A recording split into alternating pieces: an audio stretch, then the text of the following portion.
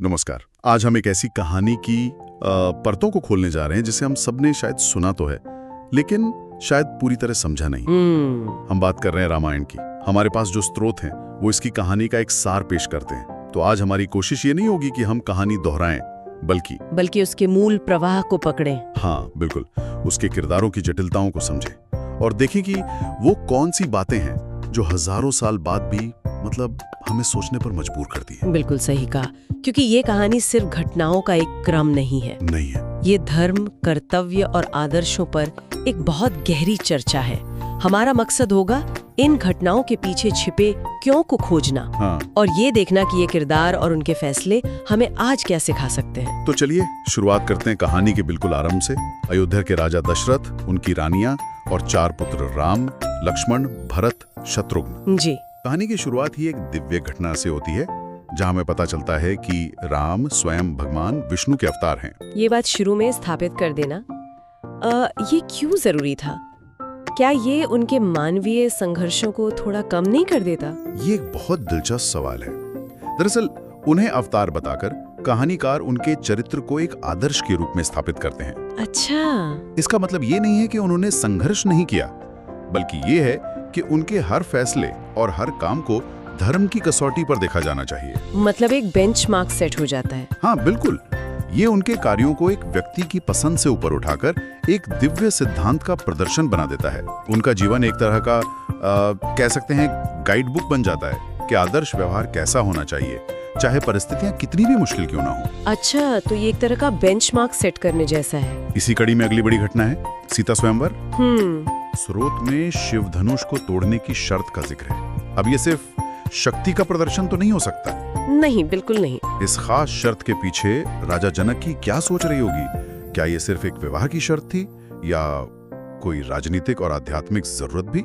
ये सिर्फ एक शर्त से कहीं ज्यादा गहरा था। देखिए, राजनीतिक तौर पर देखें तो राजा जनक एक ऐसे दामाद की तलाश में थे जो न सिर्फ उनकी बेटी सीता को खुश रखे बल्कि उनके राज्य की रक्षा भी कर सके। बिल्कुल, मिथिला की रक्षा भी कर सके।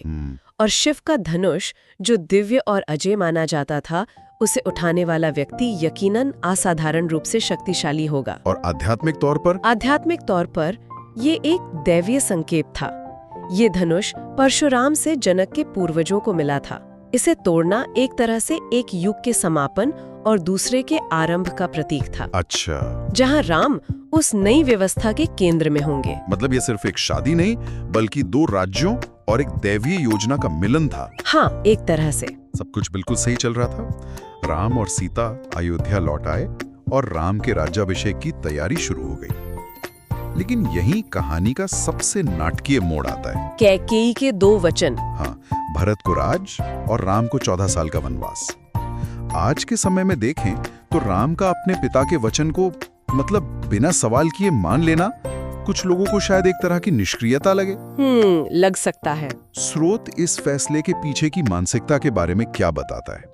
क्या ये सिर्फ आज्ञाकारिता थी या धर्म की कोई गहरी समझ थी? ये धर्म की एक बहुत गहरी और कह सकते हैं जटिल समझ है।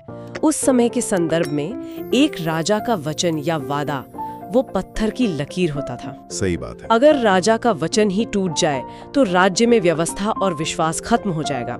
राम ने अपने व्यक्तिगत अधिकार या सुख को नहीं देखा।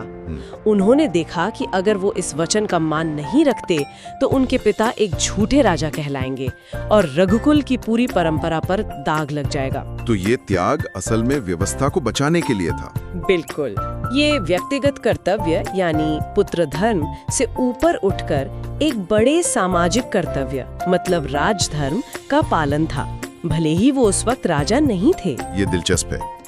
तो क्या ये कर्तव्य सिर्फ परिवार तक ही सीमित था या इसका कोई बड़ा सार्वभौमिक पहलू भी था जिसे स्रोत उजागर करता है? इसका एक सार्वभौमिक पहलू भी है। ये दिखाता है कि धर्म का पालन हमेशा सुखद या आसान नहीं होता। कई बार सही काम करने के लिए सबसे ज्यादा त्याग करना पड़ता है। राम का वनवास जाना इस सिद्धांत को स्थापित करता है कि व्यक्तिगत महत्वाकांक्षा से बड़ा है सामाजिक और नैतिक व्यवस्था को बनाए रखना। तो वनवास अपने आप में एक चुनौती थी, लेकिन असली संकट तब आया जब मर्यादा पर ही हमला हुआ, यानी सीता का अपहरण। जी, रावण ने साधु का वेश धरकर धोखे से उन्हें अगवा कर लिया। आपने पहले कहा था कि ये अच्छाई और बुराई का टकराव है, लेकिन क्या हम इसे और गहराई से देख सकते हैं? जरूर। सीता का अपहरण सिर्फ धर्म पर अधर्म के हमले का प्रतीक नहीं है, बल्कि ये इस बात को भी दर्शाता है कि जब किसी समाज में मर्यादा यानी सम्मान और गरिमा का हरण होता है तो पूरी व्यवस्था कैसे चरमरा जाती है। ये एक व्यक्तिगत संकट से शुरू होकर एक सभ्यता के संकट तक पहुंचता है। रावण का ये काम सिर्फ एक स्त्री का अपहरण नहीं था, ये नियमों, नैतिकता और सामाजिक व्यवस्था को दी गई एक खुली चुनौती थी। और इसी घटना के दौरान हमें जटायु जैसा पात्र मिलता है। हाँ, जटायु, एक बूढ़ा गिद्ध जो रावण से भिड़ जाता है, ये जानते हुए भी कि उसका अंत निश्चित है। एक गैर मानव चरित्र में कर्तव्य की इतनी गहरी भावना दिखाना, इसका क्या महत्व है? जटायु का बलिदान कहानी के सबसे मार्मिक हिस्सों में से एक है। ये धर्म की अवधारणा को इंसानों से भी आगे ले जाता है। सही है। यह बताता है कि सही के लिए खड़ा होना एक सार्वभौमिक कर्तव्य है, चाहे आप कोई भी हो, एक राजा, एक आम इंसान या एक पक्षी।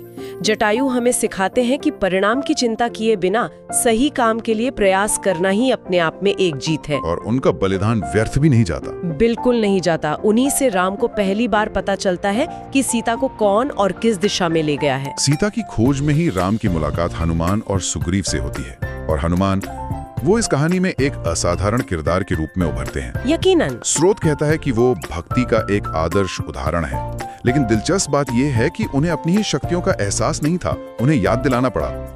ये किस बात का प्रतीक है? ये इंसान की छिपी हुई क्षमता का सबसे बड़ा प्रतीक है। हनुमान शक्ति, बुद्धि और सेवा का संगम है, लेकिन उनकी ये सारी क्षमता तब तक निष्क्रिय रहती है जब तक उन्हें उनके जीवन का उद्देश्य राम की सेवा याद नहीं दिलाया जाता। अच्छा। यह दिखाता है कि महान क्षमता भी बिना उद्देश्य और विश्वास के व्यर्थ है। एक बार जब उन्हें अपने उद्देश्य का पता चल जाता है तो उनकी भक्ति उस विश्वास को जन्म देती है जिससे वो समुद्र लांघने जैसा असंभव काम भी कर जाते हैं।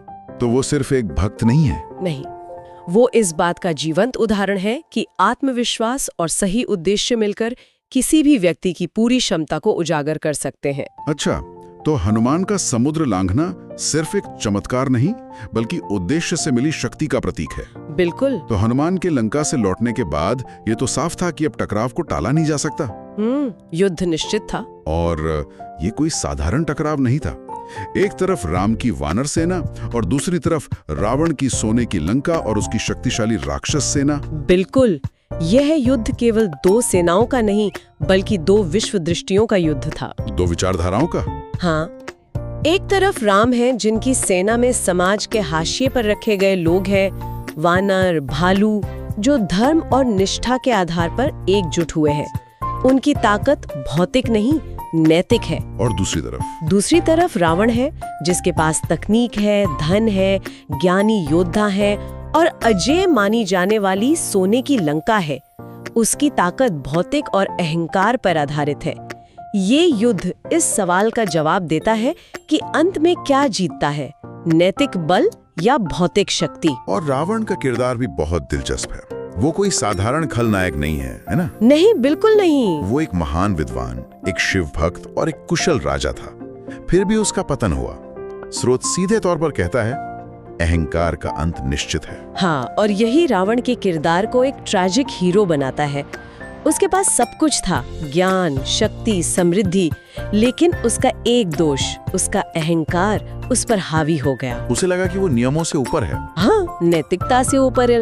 उसका अहंकार ही उसकी बुद्धि को हर लेता है और वो अपने भाई विभीषण जैसे शुभचिंतकों की सलाह को भी अनसुना कर देता है। उसका अंत ये दिखाता है कि चाहे कोई कितना भी शक्तिशाली या ज्ञानी क्यों न हो, अगर वो अहंकार के वश में है तो उसका विनाश तय है। युद्ध के बाद राम, सीता और लक्ष्मण अयोध्या लौटते हैं और यहीं राम राज्य की अवधारणा सामने आती है। जी।